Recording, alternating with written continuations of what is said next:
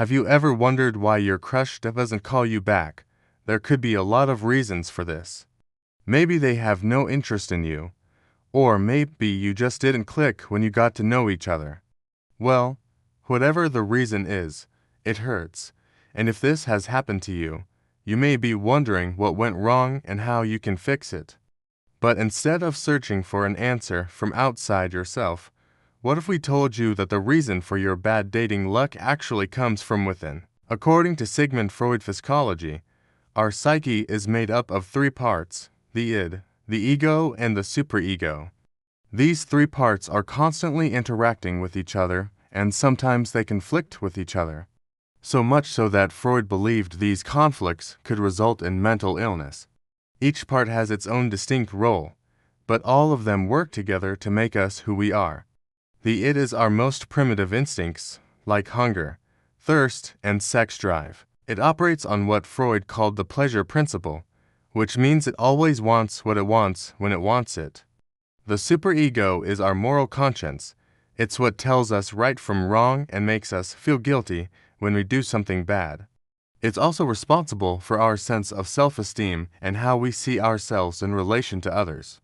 The superego develops as we interact with our parents and other people who teach us what is acceptable behavior and what is not. Finally, the ego is the part of our psyche that is responsible for helping us interact with the world around us in a socially acceptable way.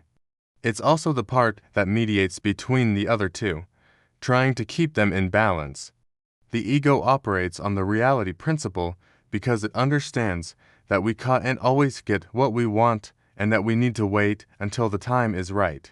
Okay, so now that we have that out of the way, let's talk about how these Freudian concepts apply to ghosting. You may be wondering, what does any of this have to do with ghosting? Well, stay with me here.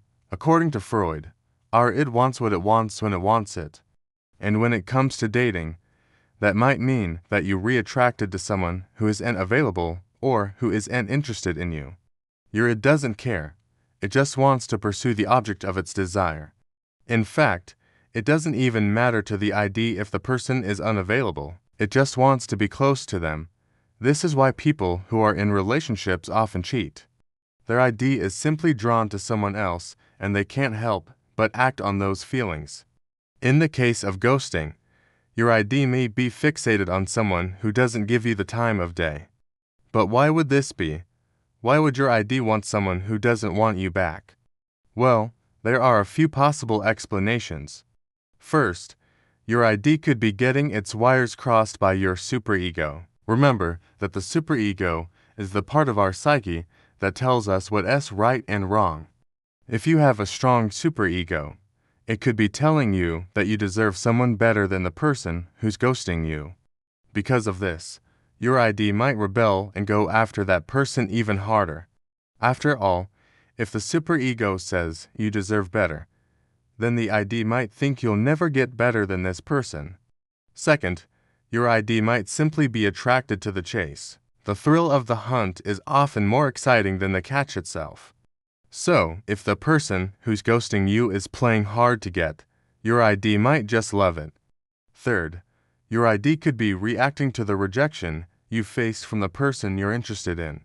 If you're not getting the attention you crave, your id might lash out and go after that person even more aggressively. Now you might be thinking this is all well and good, but what does it have to do with me? Well, according to Freud, our ids aren't fully developed at birth. They're shaped by our experiences as we grow up. If your parents were too strict with you, your superego could become too powerful, and that could explain why you always going after unavailable people. On the other hand, if your parents were too lenient, your ego could become too powerful, and that could explain why you always chasing after people who don't want you. So, what can you do if you think your id is getting the best of you? Well, the first step is to become aware of the problem. Once you realize that your id is causing you problems, you can start to work on balancing it with your other psyches. This can be done through therapy or by simply being more aware of your thoughts and behaviors. You'll also need to learn how to control your id. This can be difficult, But it's important to remember that you're not a slave to your instincts.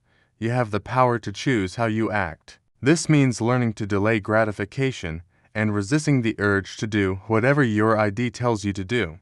Finally, you need to learn how to balance your superego with your ego. If your superego is too strong, it could be holding you back and keeping you from experiencing the things you want in life. If your ego is too strong, you could be taking advantage of others and not being empathetic towards their needs. The goal is to find a balance between the two so that you can live a life that's both meaningful and enjoyable. Here are some ways to balance your superego with your ego. No. 1.